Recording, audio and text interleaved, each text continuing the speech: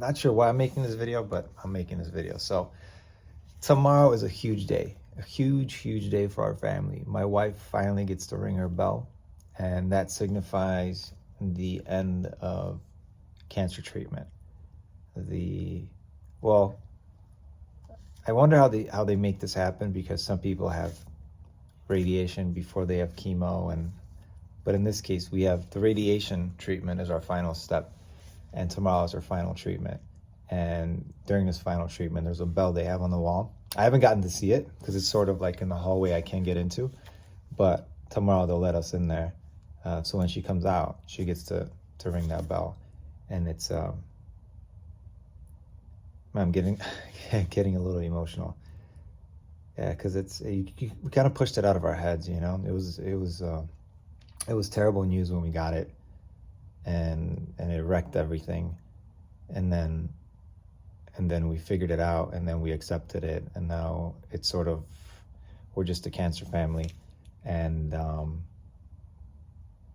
yeah, tomorrow for some reason, it's, even though it's like such a good thing, it's a good thing, but it's kind of scary at the same time. And my daughter's gonna be there as well, so I don't know, we'll try to keep it together, and I wonder how it's gonna work. But yeah, on top of that, we also have we go back to the chemo place every 3 weeks, and that just happens to land tomorrow as well.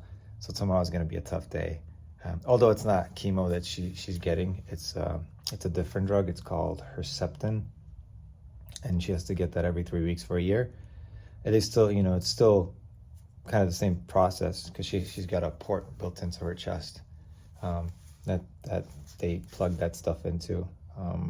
Usually, if you know any cancer patients, or you've dealt with it yourself, you know what I'm talking about with regards to the port. But yeah, it's a huge day tomorrow. So, but it's also a good one. It's weird because I want to just be like, yeah, it's happening, but you know, the life is a little different now. I can't just be all like cheery, go happy that it's happening, because I am super thrilled that she's gonna be done with all this suffering. But you know, it's like one of those battles that doesn't end, and we still have like 5 more years to go with the whole plan of treatment. So the big stuff's out of the way, though. You know, at least she'll be able to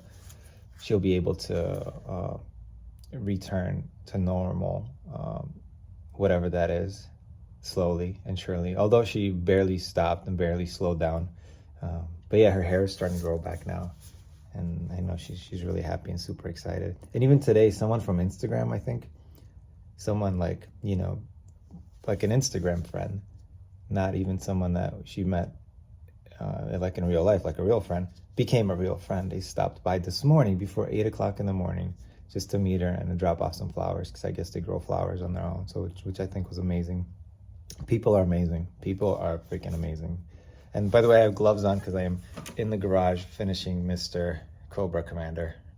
So the glaze is sort of, you guys can see the glaze. The sheen is where the glaze went on last night, and then the absence of sheen is where it didn't.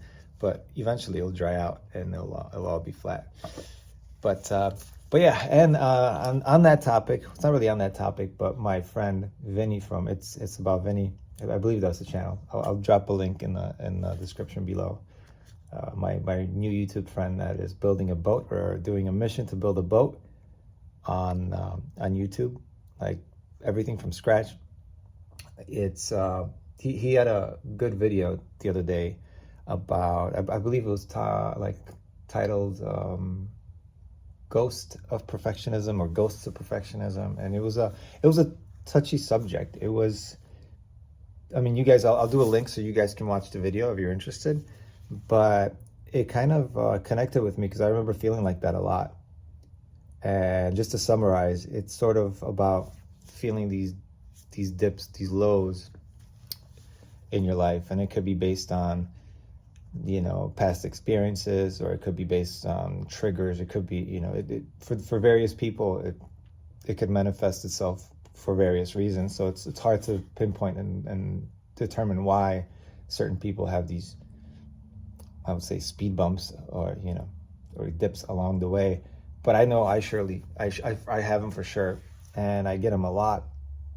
And again, it could happen for many reasons, but over the years dealing with these reasons, you kind of figure yourself out, or at least I did, to the extent that I know that when I do get these dips, I know I'm going to get out of it. In terms of it's sort of my spectrum. It's like my sine wave, and there's downs and there's ups, and sometimes I can't control that. It feels like I'm on a wave, and like, oh shit, I'm here now, I'm in this part, and then it's like, okay, I'm in this part now. And I believe that is why I surround myself with a lot of projects where sometimes I'll paint, sometimes I'll build stuff, sometimes I'll program, sometimes I'll just do various things, because while I'm not I'm not a person that can do certain things when I'm in a certain state. And from that point of view, I would say I'm pretty authentic, meaning truthful to myself. I can't fake something. I'm not a person who can fake something and let's say, oh, today I'm going to paint a painting when I'm feeling like shit and I can't paint. My mind is somewhere else, or my mind is in the gutter. But on the upside, when it comes to such feelings, what I've realized is that it's sort of a blessing in disguise. So this goes out to you, Vinny. Feeling like that is sort of a blessing in disguise. And that is because if you do think about these emotions as a spectrum, and especially for you, since you can realize that you're seeing these things, you sort of know your pattern, and you can talk about it from a third person's perspective. You're kind of seeing your own source code. You just can't control it because it's running. So why is it a blessing in disguise? Because it gives you a spectrum, right? Like you can see people who are like maybe good looking or fit or have good health or whatever it could be. Like they are on fire. They're just going, whoosh, and they might not be happy. It could be whatever. Like they could be like whatever, right? Like it could be a celebrity, but internally, they're not happy and they don't know why. For a lot of times for them, it could be because they don't have these motions of going up and down. They don't know their spectrums. You can relate. When you do get up on the high, you know where you came from. You know that, recently, be it a few months ago, a year ago, whenever, or even like in your childhood, you were at a very, very, very low dip. And you know how bad things can get. And so now you can appreciate where you're at, and that ability to sort of gauge from the high to the low, or from the low to the high, even when you're at a low, once things start turning around and whatever, because for me, it's always like mini triggers. I can't even tell that they're happening, but it might be something that's said, or it might be something that I can't manage to do. And slowly they accumulate and they kind of get me on this slope. And then I start going down like on a sled.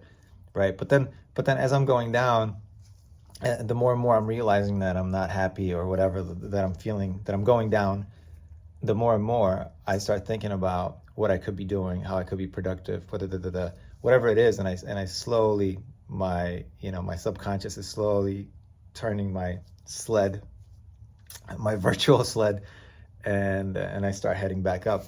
But it is because of those highs and lows that I can think about these things, and slowly but surely, make the correction or make the change without actually doing anything, just by sheer thought process alone. Or maybe it's just something that happens subconsciously that I have no control over, but at least it's enough there that that you're gonna get through it and get on the upside.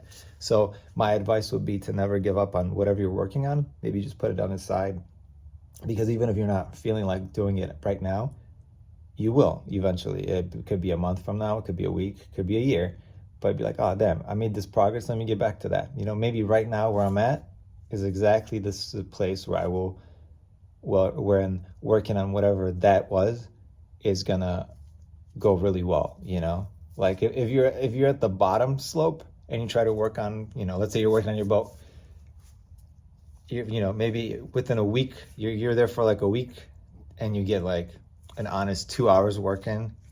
Whereas if you were at the high point for a week, you would get like a full week's worth of working. So sometimes it's even not worth sticking to something, just forcing it when you're not feeling it. As long as you don't give up on it, I think things are going to be okay. Things are going to be okay. But yeah, yeah, and it's also brave to talk about things like that. I think speaking of things like that always always helps one get through them, you know. Just to be kind of real and out in the open about the way we're wired, and a lot of us are wired like that. I know I am. So I appreciate your video, and I'll catch you guys soon. Again, tomorrow's an awesome day. Cheers.